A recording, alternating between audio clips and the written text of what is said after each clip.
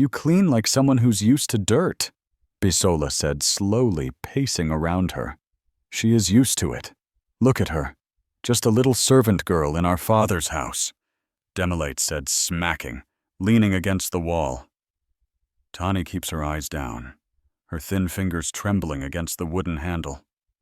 The scent of soap feels suffocating, clinging to her clothes like shame, the solar voice low, venomous. You don't belong here, Tani. Not in these walls, not in this family, nowhere. Tani swallows hard, staring at her warped reflection in the wet marble, a girl who looks small, unwanted, and alone. The sound of Bisola's laughter cuts through the silence like a blade. The thunder cracked like a gunshot. Rain slammed down on the Lecky mansion's marble driveway, water gushing off the roof like a broken dam. Beneath the porch, barely shielded from the storm, sat a trembling girl, soaked to her skin, arms wrapped around her knees, her small fingers gripping the hem of her faded wrapper. Tani, 10 years old, hungry, shivering, eyes swollen from crying. She wasn't allowed back in the house, not tonight. Thief. Madame Wrong had spat. You want to ruin my children's birthday cake with your dirty fingers. So that's why we fed you. And Tani didn't steal the cake. She only stood near the fridge, hoping to smell it just once. But one of the children had lied. And lies in this house were heavier than truth. Now outside in the storm, she whispered, "Grandma, can you see me?" She looked up to the sky. Rain hit her face like slaps. Her teeth clattered against each other, but her heart ached more than her bones. "I miss you. I miss you." Her voice cracked into soaps. "You said you'd tell me everything. You said there are things about you I must tell you one day. But you never told me." Flashback Elisha 2 months ago. The days in Aliyah smelled of firewood and rain. Tani remembered waking up to the sound of her grandmother's sweeping broom always before dawn. The old woman, tall and gentle, with silver-gray hair braided tightly against her skull, was both a mystery and a home. She called her Mama. She didn't know another mother. Mama always wore white, always had habs in her back, and always watched Tani like she was the world's last treasure, but she never answered certain questions. "Mama, who is my daddy one day? You know, and my mommy?" Her grandmother would pause, eyes distant. "She gave you a name before she left." Tani would ask, "Will she come back?" And Mama would whisper, almost like a prayer, "Maybe when your stars align." But the stars didn't wait. That morning, Tani had gone to fetch water. When she returned, the kettle was still on the fire, and Mama was still in bed, motionless. They buried her under the iroko tree. People came, dropped words of Naira into the mat for the orphan girl. Some said God will help her. Others said she should go to Lagos. Tani didn't understand most of it, only that Mama was gone, and so was her world. A woman came the next day with high heels, long eyelashes, and perfume that smelled like lemon and money. They said she was Mama's cousin. "Call me Auntie Busy." She smiled thinly. 3 days later, they were on a bus to Lagos. Present Lekki Lagos. Tani saw the gates before she saw the house. They were taller than anything she'd ever seen, black with golden lions mounted on them. As they opened slowly, Auntie Busy said, "Welcome to your new life." "Nah, but shine your eyes." "No, darling." Tani stepped in. It was not a house. It was a kingdom. The walls sparkled. The compound had a fountain. 2 cars bigger than Mama's entire room were packed like sleeping monsters. But the people inside, their smiles didn't match the beauty. Madame Wrong stood at the door with arms folded. She was slim, sharp-faced with skin as smooth as glass. Her voice was icy. "So this is the girl," she asked by Busy. "Yes. Mo. She has small hands. Good for cleaning. And Wrong. Turn to Tanny. Listen to me. You eat. You clean. You speak only when spoken to. I don't do village drama. If you act stubborn, you go back to the gutter. Tanny looked up at her. She didn't know what gutter he meant, but it sounded cold. The mansion had 5 rooms on one floor, marble floors, AC in every room, but none of them belonged to Tanny. Her room was a wooden mat beside the washing machine in the laundry room. Her blanket was a torn bed sheet. Her pillow was a folded sweater. She wasn't tiny anymore. She became Yude's girl. First week she washed clothes, cleaned toilets, carried bags, plucked bins, served juice, got slapped. One of Madame Wrong's daughters, Bisola, who was 12, hated her. She'd say things like, "Don't touch me with your bush hands," and pour water on the floor. Tanny just mocked. The other child, Demile, was quiet, but laughed when Biza insulted her. No one helped her. Auntie busy gone. Second week. Tanny was folding bed sheets in the guest room when she saw it. A picture frame beside the bed. A man tall, handsome, smiling in a white AA. Beside him, a woman holding a baby. Her heart stopped. The woman in the photo looked almost like Mama's younger self. But the baby, that can't be me. She touched the glass. Just then, footsteps. The door opened. Bisola entered. "What are you doing here?" Tanny dropped the frame. "Sorry, Bisola didn't wait." A loud slap echoed through the room. "Don't touch my daddy's things, idiot!" Tanny stumbled back, eyes wide, cheek burning. "I didn't know it was..." Another slap. "You don't know because you're nothing. You're a maid, a nobody." Tanny dropped to her knees, hugging herself. "I'm sorry." The door opened again. A deep voice. "What's going on here?" Silence. All heads turned.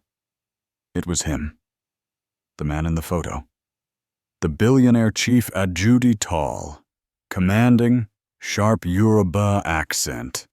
Even his watch looked like it could buy a house. His eyes scanned the room, landed on Tanny, stayed there. Why does this... The moon cast a pale light through the tiny laundry window. Tanny crouched on the cold tile floor, her arms aching from the day's work. Her fingers worked numbly through the fold of her wrapper, searching for a coin Aunt Tibezi had once given her, something she could maybe trade for bread tomorrow. Instead, her fingers touched something hard. Click, a snap, a small object hidden in a stitched lining. She pulled it out slowly. A necklace. Not just any necklace. It had the feel of memory in her palm. Dark bronze, heavy, cool to the touch. The pendant was circular with small C-rings that called into symbols she didn't understand. In the center, 2 letters shimmered faintly under the moonlight. Her heart skipped. "Mama," she whispered. Her grandmother never wore jewelry. Yet here it was, tucked carefully in her own wrapper. Did Mama hide this for her? Or was it meant for someone else? She slid it around her neck and hid it under her shirt. The weight of it comforted her in a strange way, like a soft whisper from her past. She was too young to remember. The next morning started before the sun. Scrub, rinse, sweep, mop, pour, repeat. The Aji mansion ran like a factory with Tanny as its invisible gear. By noon, her knees were sore and her fingers were pruned from scrubbing the marble hallway. The other staff avoided her. The cook barely spoke. The gardener never looked her in the eye. Everyone followed Madame Wrong's lead, and Madame Wrong. She was fire-wrapped in diamonds. That afternoon, Tanny was dusting the staircase railings when she felt it. A faint pulse like the beat of a drum, but not from outside, from her chest. The necklace. She froze.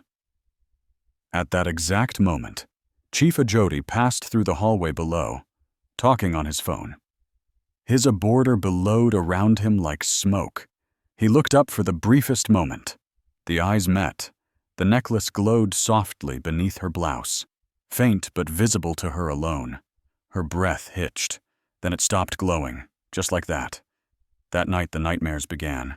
She tossed and turned on her thin mat beside the dryer. Rain, a storm, a woman screaming in pain, a mud hot, candles flickering, blood on the floor, the woman's face half-shadowed, twisted in agony as she pushed. A baby's cry pierced the air. Then another image, a man in a wet abad driving away in the dark. The woman screamed after him, holding the baby, tears mixing with the rain. Then darkness, then silence. Tanny sat up, gasping for air, soaked in sweat. She didn't know the woman. She didn't know the man, but something inside her whispered. That was me. By the next week, Madame Wrong's cruelty intensified. She slapped Tanny for wrinkled napkins. She accused her of scratching the floor with her bush feet. She banned her from eating meat. Tanny began to shrink into herself, carrying the weight of her pain in silence. Your disgrace to the house. Wrong spot one afternoon. Even your shadow is dirty. The children were no better. Bizola mocked her every chance she got. Bush girl, she would probably bait in river water. DeMille recorded a video of her cleaning the toilet and played it for his friends. They laughed while Tanny stood in the background trying not to cry. But there was one person who didn't treat her like air. The driver uncle say middle-aged Grainbeard smelled like pepper soup and engine oil. Tanny would sit at the back of the compound near the gatehouse during her 5-minute breaks. He'd often be there cleaning the car or humming old Fuji songs. One day he caught her staring. "You like stories?" he asked, brushing the dust off his dashboard. Tanny nodded shyly. "Mama used to tell me stories." He smiled. "Then tell me one." "I listen." So she did. One story, then another every few days. They went fancy. Just fables, her grandmother told her. But his laughter and his quiet, well done, and gave her a piece of herself back. "You have the tongue of a griot," he said once. She didn't know what a griot was, but it sounded like someone important. One rainy morning, Tanny couldn't take it anymore. She found a half-used notebook in the trash, tore out the dirty pages, dried the rest under the sun, and she began to write her dreams, her stories, her pain, her thoughts by candlelight. After mopping the living room, she would scribble tiny words tucked deep in the back of the laundry room. Her hiding place was behind the mop bucket under the loose tire. No one knew except maybe the necklace. One afternoon, as she bent to scrub under the dining table, the new housekeeper, an older woman named Mama Tulu, walked past and gasped. Tanny froze. "What's that around your neck?" the woman whispered. Tanny clutched the necklace protectively. "Nothing." Matulu stepped closer. Her eyes widened. "Is that bronze with twin markings?" Tanny hesitated. "I think so. It was my grandmother's." The woman's hand trembled. "Child, this belonged to someone powerful. I saw this before years ago. It was worn by..." Before she could finish, Madame Wrong's heels clicked on the tiles. "What are you doing here?" She backed at both of them. Mulu quickly bowed her head. "Sorry. Mo." Tanny hid the necklace under her shirt, heart pounding. 2 days later, her ward collapsed again. It was early evening. She had just finished cleaning the kitchen and returned to the laundry room. Her notebook had a new story inside, one she had written after the last dream. She called it The Woman Who Cried in the Rain, but it was gone. The notebook missing. She panicked, tossed buckets aside, checked behind every tire. Then she heard it. Laughter. Cruel. Familiar. She ran out. The living room lights were on. The children sat on the sofa. Madame Wrong stood in the center holding her notebook, reading from it mockingly. The baby cried as the man vanished into the storm. "What is this nonsense?" she shouted. Bisola giggled. "She thinks she's a writer." Madame Wong turned to Tanny as she entered frozen. "You think you're special," she hissed. Tanny shook her head. Please give it back." "Oh, I give it back." She struck a match. "No." Tanny screamed, rushing forward. But it was too late. The flames leaked the edge of the notebook. The pages called blackened turned to ash in seconds. Stories turned into smoke. Tanny fell to her knees. "You're nothing but a servant. Madame Wrong. You will never be anything else." The living room reeked of burnt paper and silent cruelty. Tanny didn't speak. She didn't cry.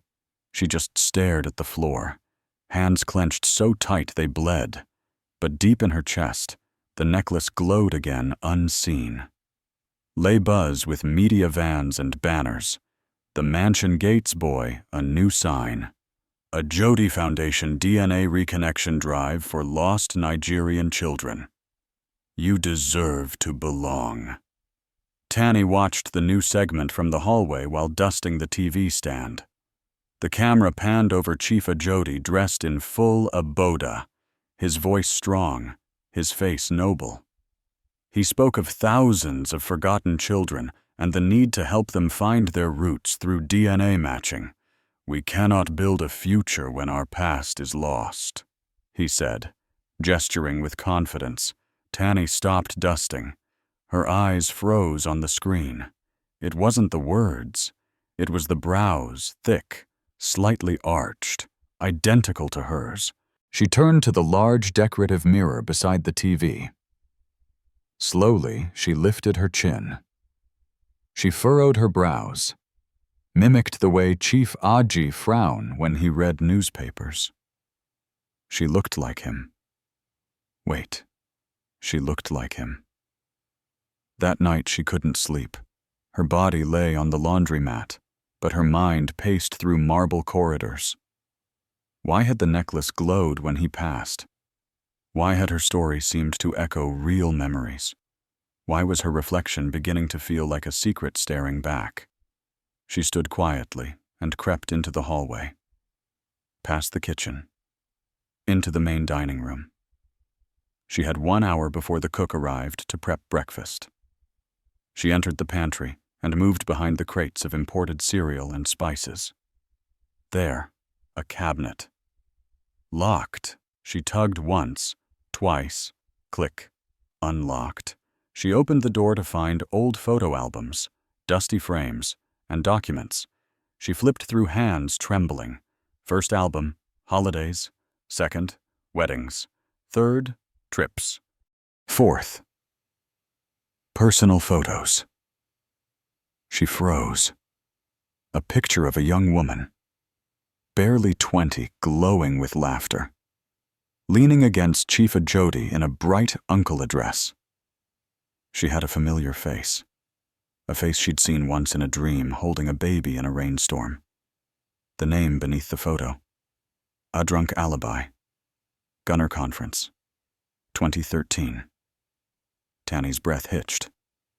She clutched her chest. Her knees weakened. Alloy the name. The initial A on the necklace. It couldn't be. She flipped more pages. Another photo. The same woman. Now pregnant. Standing in front of a Waterloo village hut. Then the page was torn. Tanny stared at the ripped edge. It was like someone had tried to erase the rest of the memory. She closed the album, slid it back, and tiptoed out. Later that night, in the kitchen, the gas burner hissed softly as rice boiled. Tanny leaned on the sink, staring at the faucet dripping rhythm.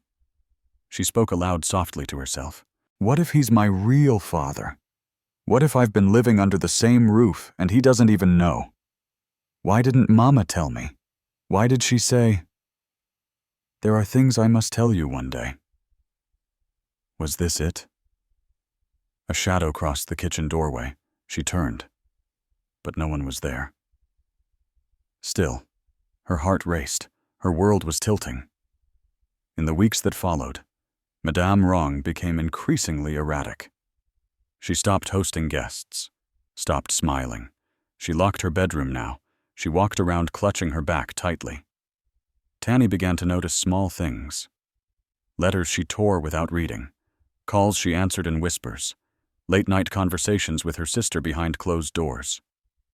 One evening, as she was picking up laundry scattered across the living room, Madame Wrongspare slipped off the couch. Papers scattered. Tanny rushed to gather them before she was noticed. One letter fell open from Adon Alibi.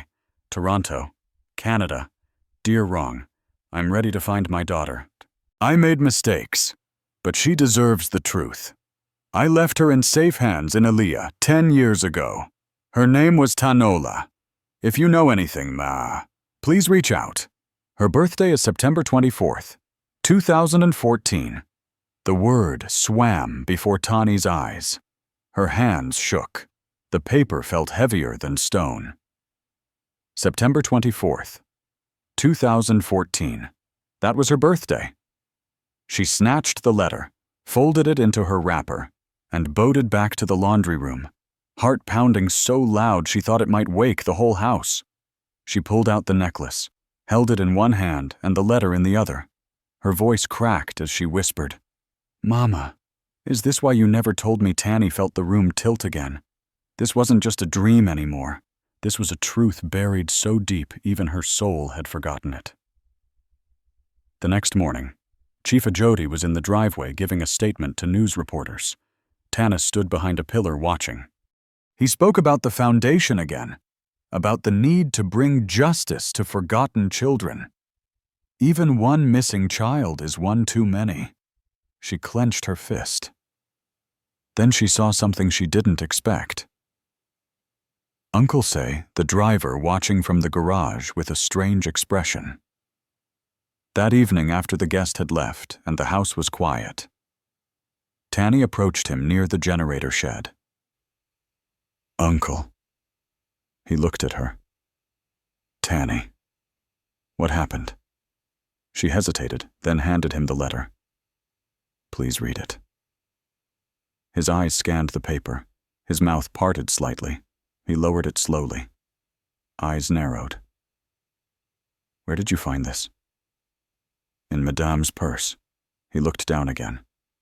Then at her. His gaze was sharp. Something in his face changed. You're her child. Tani nodded slowly. I think Chief Aji is my father. The words hung in the air like lightning just before a thunderclap. He gripped her shoulders. Listen to me. Don't say that aloud yet. Not until we are sure. I need to check something. She nodded. Promise me. I promise. He let go, staring into the darkness. But someone had been listening. From behind the bushes near the AC unit, Madame Wrong emerged after the girl had left. The next morning, while the staff were cleaning the garden, she caught saying to the main compound. Her face was tight. I heard what you said, she hissed. He didn't deny it. You have no right to dig into my business. That girl is nothing. Nothing. He stood tall. She has your husband's nose. Madame Ron raised her hand and slapped him across the face. The compound froze. You're fired, she spat. Get your kiss. Get out. Say stared at her, then turned silently. Ice meeting Tanis across the window. That was the last time she saw him. That evening, Tanny tried to distract herself with chores. In the kitchen, she sliced onions for stew. Her mind was full, her heart burning. She stared into the shiny steel bowl beside her. Her reflection blinked back. Tearful. Quiet. Older than 10. She looked like a girl who had seen too much, too early. Her hand slipped. Snap. A sharp pain. The knife had cut deep into her finger. She gasped, dropping the blade. Blood dripped onto the floor, then onto her necklace. The pendant paused softly like it had life, like it had awoken. She fell to her knees, clutching her chest, and whispered into the empty kitchen. "If you're out there, if you're my father, please find me." The mansion was silent, breathing in shadows. The staff quarter slept. The generators hummed low. Tanny crept barefoot across the cold tiles, each step calculated like a dancer in a dangerous play. She clutched a small key barely larger than her tongue. She had copied it with melted candle wax and a plastic toothbrush handle, an idea she got from a story Uncle Say once told her. Now that key would open the forbidden place. Chief Ajodi study. She paused at the heavy door, heartbeat echoing in her ears. If she got caught, Madame R couldn't shout. She'd ruin her. But this was the only way. She slid the key in. Click. The door creaked open. His study smelled like polished wood and forgotten secrets. Frame certificates lined the walls, along with newspaper clippings and a massive portrait of him shaking hands with a foreign president. Tanny moved quickly. She walked to the shelf beside the liquor cabinet and found the photo. The one from that album. Her mother Adank smiling beside Chief Ajodi with the ocean behind them. She placed her bronze necklace gently beside it, and then trembling she stepped over to the wide mahogany desk. The screen of his computer flickered faintly in sleep mode. She tapped the key password screen. She tried Ajodi 123. Nope. She tried again. Wrong 2020. Still no. Third time Toa. She once heard him whisper it during a prayer. The screen unlocked. Tanny nearly gasped aloud. She opened a Word document and typed slowly. Dear Chief Aji, there is a girl in your house who might be more than a servant. Her name is Tanola. Maybe she is a child you once left behind. Maybe she looks like you for a reason. Do a DNA test, quietly, before it's too late. Someone who knows. She saved it to the desktop as OpenMe. Then she backed away, heart in her throat, and slipped out the door. The next morning, Chief Aji entered his study, made call with the Lagos senator sipping his papaya juice. His eyes drifted to the screen. OpenMe. He clicked out of curiosity. At first he frumped, then he sat, then he read it again. Twice, thrice. He reached for the picture frame of Adarong beside the necklace. His fingers trembled slightly. He stared at the name Taniola. Something in his chest stirred. An ache he hadn't felt in a decade. That afternoon, he ordered a quiet test through his private physician. Take a saliva sample from the girl. Tell no one. Label it for the foundation. Tani had no idea when it happened. One of the junior mates handed her a lollipop wrapped in a napkin and said, Oga said, make I collect your spit for health test. Just suck and give back. She obeyed. That was it. The secret was in motion, but tension crackled through the mansion like dry lightning. Madame Wrong's paranoia was sharpening into madness. Tanny's clothes were suddenly inspected. Her space searched. She was slapped 3 times in 2 days. Once for humming near the window. You cast spells with your mouth. Wrong spot. What have you done to this house? The other children avoided her. Bizola whispered to her younger brother. Mommy said she might have juju. That's why Daddy's acting strange. The cook. An older man named Ba Connor called her in one evening. You want chickens to stay or a goosey? He asked with a strange grin. Tanny blinked. A goosey, sir. He nodded. Okay. You did do well. Small, madam. But just before dinner, the young kitchen maid for me rushed into the laundry room with wide eyes. Tanny, she whispered, don't eat tonight. Don't ask why. Just say you're sick. Tanny's stomach nodded. Later that night, she faked a stomachache and watched from the doorway as the Agusi bow was thrown out. She never saw Boba Connor again. POV shift Chief Ajodi. His car swerved as the paper slipped from his fingers. He pulled over fast, breathing hard. I scanning the document again. DNA match probability 99.9%. Subject A, Chief Adi Ajodi. Subject B, Tanola surname unknown. Relationship biological father. He gripped the steering wheel like it was the only thing anchoring him to reality. His mind flashed. Adurang's laughter in Ghana. Her swollen belly.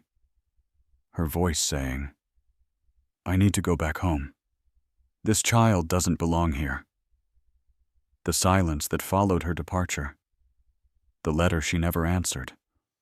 The guilt he buried in business deals and luxury. He sobbed. Tears broke from him like a dam giving way. For the first time in over a decade, Chief Ajodi, Lagos power broker, philanthropist, father of 3, wept like a broken man. The next day, he skipped his meetings, canceled calls, and walked straight into the kitchen at exactly 10:05 p.m. Everyone, maids, drivers, house staff, children, was eating lunch around the staff table. Tanny sat at the far end picking at plain rice, eyes hollow. Chief Aji stepped in and raised their hand. "Everyone leave." The room froze. Madame Ron, who had just entered, paused in the doorway. He turned to her. "I said leave." She flinched. "Adi, what is now?" Slowly, the room emptied. Only Tani remained. She stood up halfway, unsure, about to bow and flee. "Stay," he said gently. She sat. Silence filled the kitchen. He took slow steps toward her. Then he knelt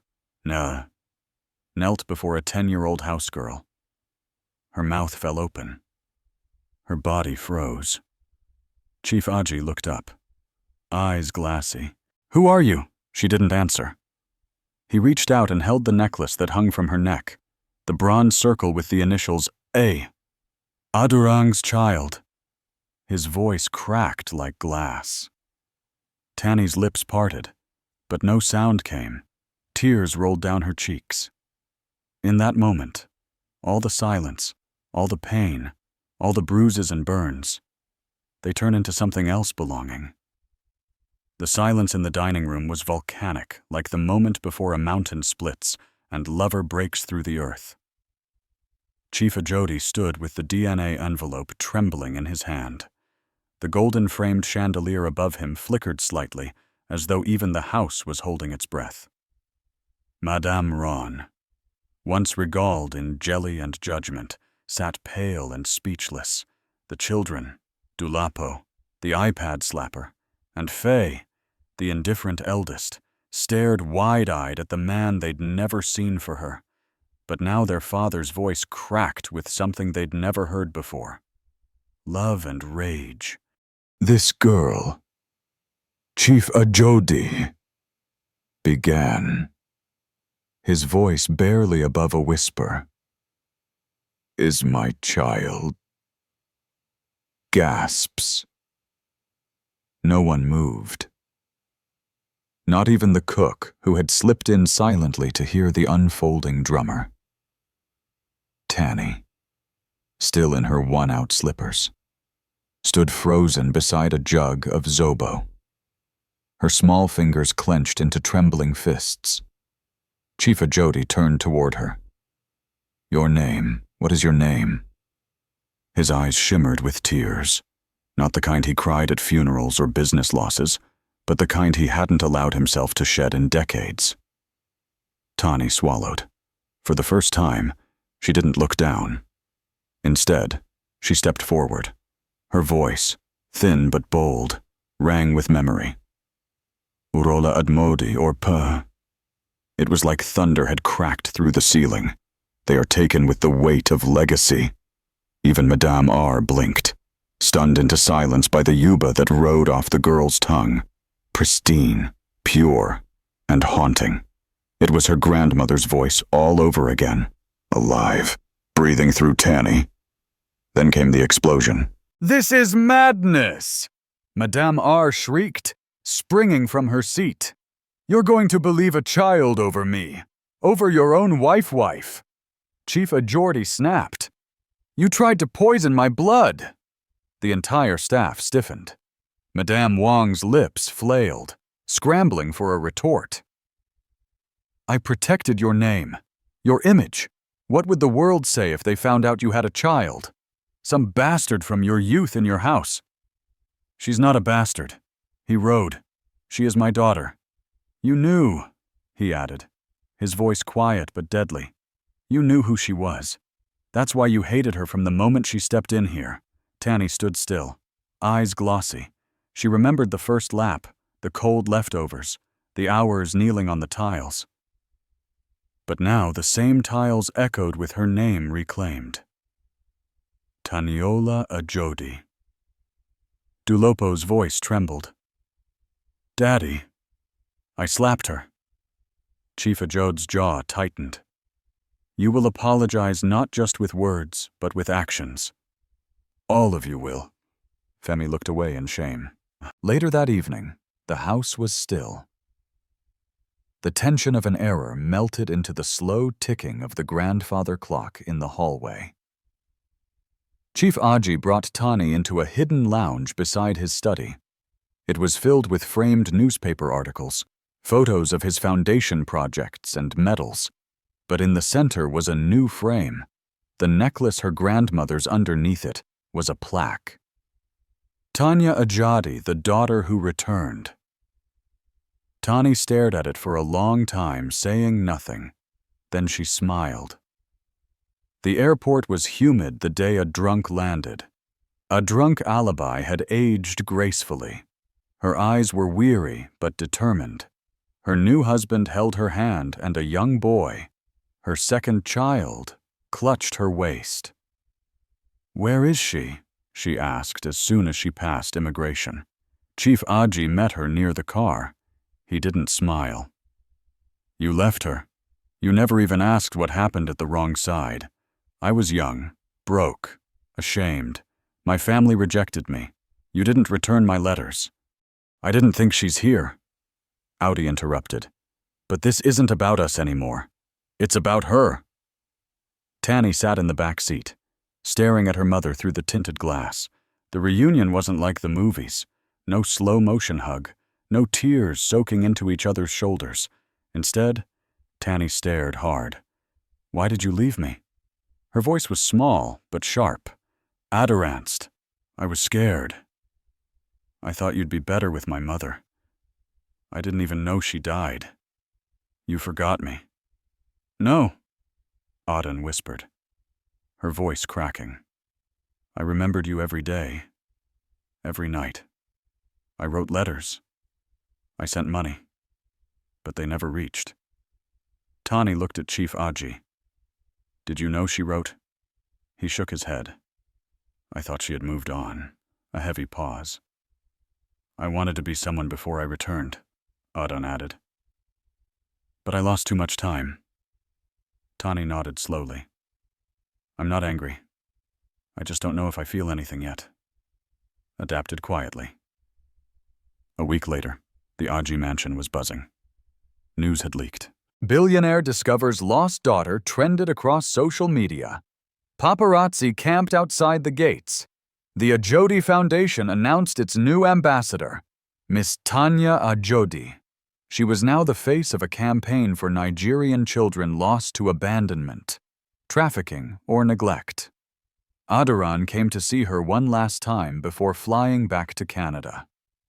"You can come with me," she offered. "You'll have your own room. Your brother would love you.